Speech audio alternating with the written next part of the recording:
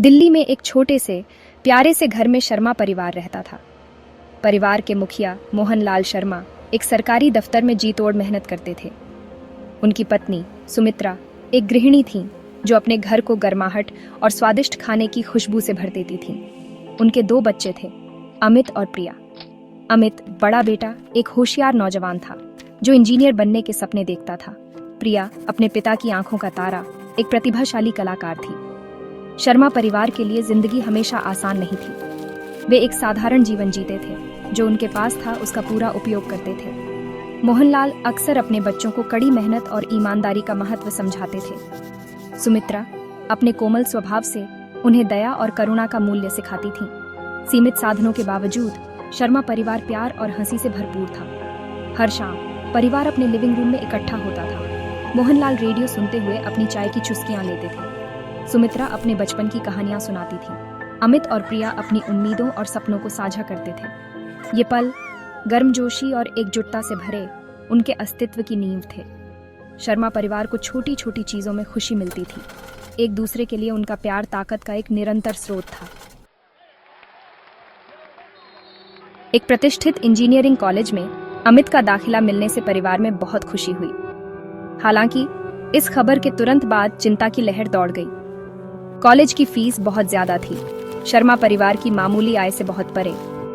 अपने बेटे के सपनों के बोझ से मोहनलाल के कंधे और भी झुक गए। सुमित्रा ने हमेशा की तरह अपने कुछ गहने बेचने का सुझाव दिया।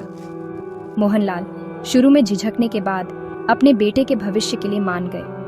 अपनी आकांक्षाओं और अपने परिवार के बलिदानों के बीच फंसे अमित ने अपनी पढ़ाई में उत्कृष्टता हासिल करने की कसम खाई। वह जानता था कि वह अपने युवा कंधों पर उनकी उम्मीदों और सपनों का भार ढो रहा है। परिवार एक साथ आया, हर संभव तरीके से अमित का समर्थन किया। प्रिया ने अपनी कलात्मक महत्वाकांक्षाओं के बावजूद कला की शिक्षा देकर ट्यूशन में मदद करने की पेशकश की। विपरीत परिस्थितियों में उनकी एकता ने उन्हें पहले से कहीं अधिक करीब ला दिया।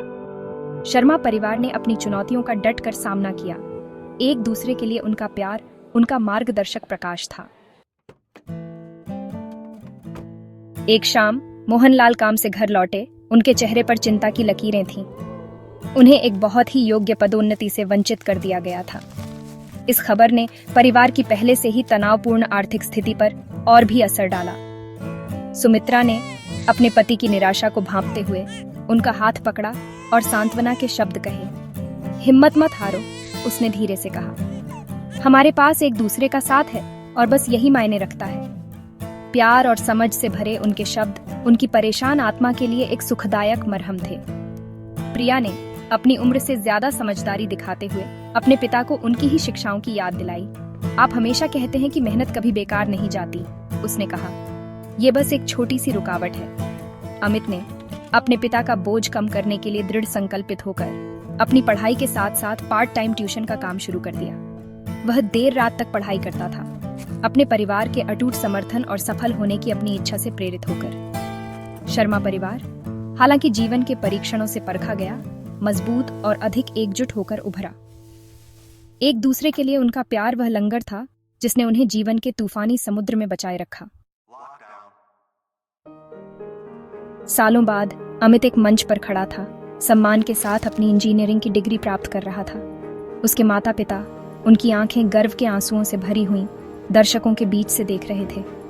प्रिया अपने कला करियर में फल फूल रही थी, अपने भाई के लिए खुश हो रही थी। अमित की सफलता उनकी सामूहिक जीत थी, उनके लचीलेपन और अटूट प्यार का प्रमाण। उस दिन शर्मा परिवार घर लौटा। उनके दिल कृतज्ञता और खुशी से उमड़ रहे थे। उन्होंने कई चुनौतियों का सामना किया था, फिर भी उनका उत्साह अटूट रहा। उनकी यात्रा ने उन्हें परिवार का सही अर्थ, एकता का महत्व और अटूट प्यार की शक्ति सिखाई थी। जैसे ही उन्होंने अमित की उपलब्धि का जश्न मनाया, वे जानते थे कि उनका भविष्य खुशी और संतोष के वादे से भरा है।